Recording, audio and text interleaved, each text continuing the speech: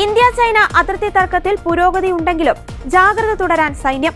കിഴക്കൻ ലഡാക്ക് മുതൽ അരുണാചൽ പ്രദേശ് വരെ ഇന്ത്യയുമായുള്ള യഥാർത്ഥ നിയന്ത്രണ രേഖയിലുടനീളം ചൈന അടിസ്ഥാന സൗകര്യങ്ങൾ വർദ്ധിപ്പിച്ചിട്ടുള്ളതിനാൽ 3 മണിക്കൂറിനുള്ളിൽ വൻതോതിൽ സേനാവിന്യാസം നടത്താൻ ചൈനയ്ക്ക് സാധിക്കുന്നതിനാലാണ് സൈന്യം ജാഗ്രത തുടരാൻ തീരുമാനിച്ചത്.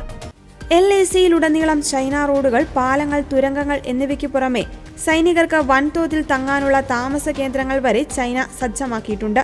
അതിനാൽ നിലവിലെ തീരുമാനപ്രകാരം 150 കിലോമീറ്റർ അകലേക്ക് സൈനികരെ പിൻവലിച്ചാലും ചൈനയ്ക്ക് 3 മണിക്കൂറിനുള്ളിൽ അതേ സ്ഥാനത്തേക്ക് തിരിച്ചെത്താനാകും. ഈ ഭീഷണി നിലനിൽക്കുന്നതിനാലാണ് സൈന്യം ജാഗ്രത തുടരുവാൻ തീരുമാനിച്ചത്. നിയന്ത്രണ രേഖയ്ക്കിപ്പുറം ഇന്ത്യക്ക് സൈന്യത്തെ എത്തിക്കുവാൻ ഇപ്പോഴും പ്രതിസന്ധികളുണ്ട്. ചൈനയുടെ ഭാഗത്ത് കൂടുതലും സമനിരപ്പായ പ്രദേശങ്ങളാണെന്നതും അവർക്ക് കൂടുതൽ പ്രയോജനകരമാണ്. എന്നാൽ ഇന്ത്യക്ക് നിയന്ത്രണ രേഖയ്ക്ക് സമീപം അടിസ്ഥാന സൗകര്യങ്ങൾ വർദ്ധിപ്പിക്കണമെങ്കിൽ നിരവധി ഭൗമ സാഹചര്യങ്ങൾ ഉൾപ്പെടെയുള്ള പ്രതിസന്ധികളെ മറികടക്കണം.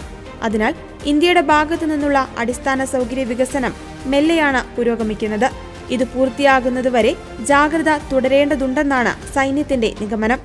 2020 ജൂണിൽ ഗാൽവാൻ സംഘർഷത്തിന് ശേഷം 4 വർഷത്തോളം നീണ്ട സൈനിക വിന്യാസങ്ങൾ പിൻവലിച്ചു തുടങ്ങിയെങ്കിലും ചൈനയെ തൽക്കാലം പൂർണ്ണമായി വിശ്വസിക്കുവാൻ സൈന്യം തയ്യാറല്ല. നിലവിൽ 100 കിലോമീറ്റർ ദൂരത്തേക്ക് ചൈനീസ് സൈന്യം പിന്മാറിയിട്ടുണ്ട്. ഇന്ത്യയും വൻതോതിലുള്ള സേനാവിന്യാസം കുറച്ചു തുടങ്ങി.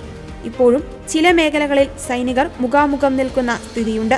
ചൈനയുടെ ഭാഗത്ത് 45,000 മുതൽ 50,000 വരെ സൈനികർ LACയുടെ സമീപത്തുണ്ടെന്നാണ് കണക്കാക്കുന്നത്.